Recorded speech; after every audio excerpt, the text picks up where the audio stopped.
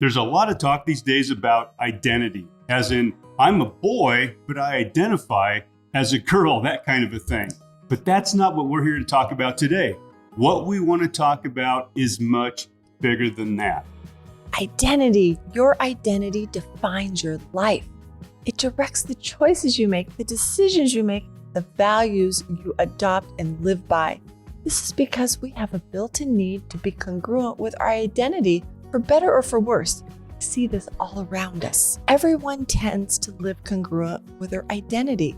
It gives them a sense of integrity, even if it's a false sense. But that said, one of the reasons there's such a pervasive moral crisis in this country is because not enough people with moral fiber are living congruent with their identities. I'm talking about people who identify in their hearts as spiritual and religious believers. You know, anyone who on some level has a belief system with some foundational moral and ethical fortitude. The problem, as I see it, those of us who might identify as having traditional value systems, we haven't been congruent with our identities. What does this mean? It means that our lives haven't reflected our values and beliefs. On the surface, and our kids and our grandkids, they've taken notice.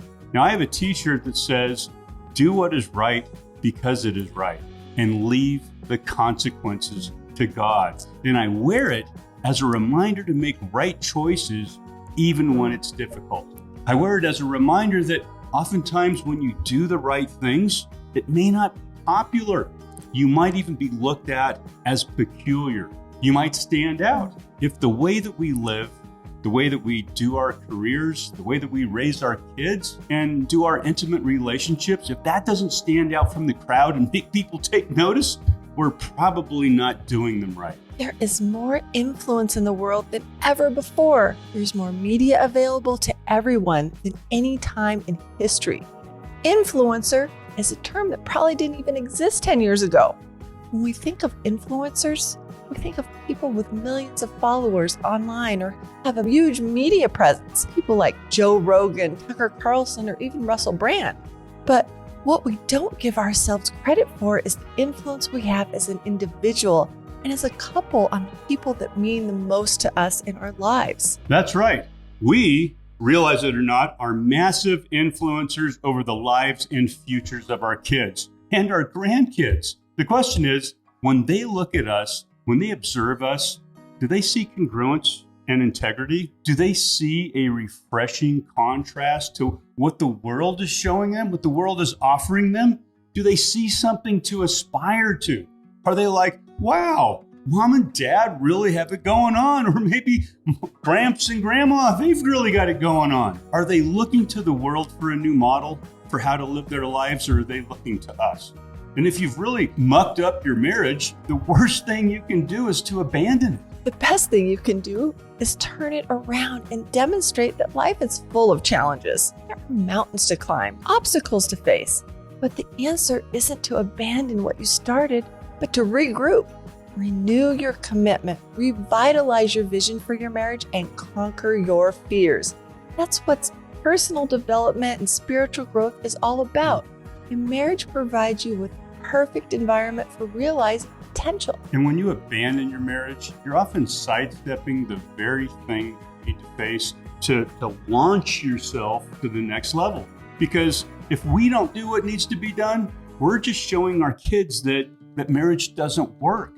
And that's part of the problem that we're seeing, in society and in young couples today.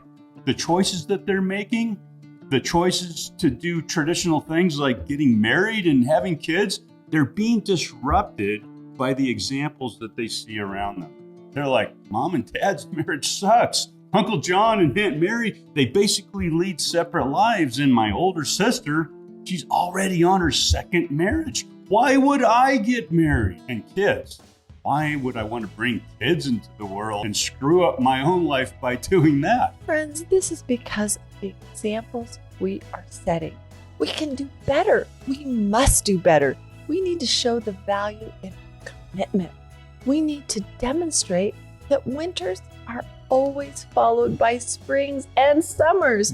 We need to show people that just like a failing business can be turned around by someone who knows how to run a business, almost any marriage can be turned around by someone who knows how to turn around a marriage. It's just a matter of knowing what knobs to turn and how much to turn them. And the crazy thing is, you already know what to do.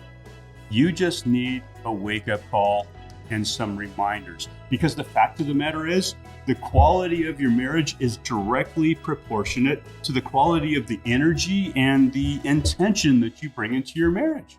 Now, to borrow an idea from the Harrison Ford character in the movie 6 Days and 7 Nights, our marriage is kind of like an island. If you don't bring it to your marriage, you won't find it in your marriage. So the question is, you had 30 days to turn your marriage around, or someone close to you was going to die, what would you do? What 3 things would you start doing with all your might?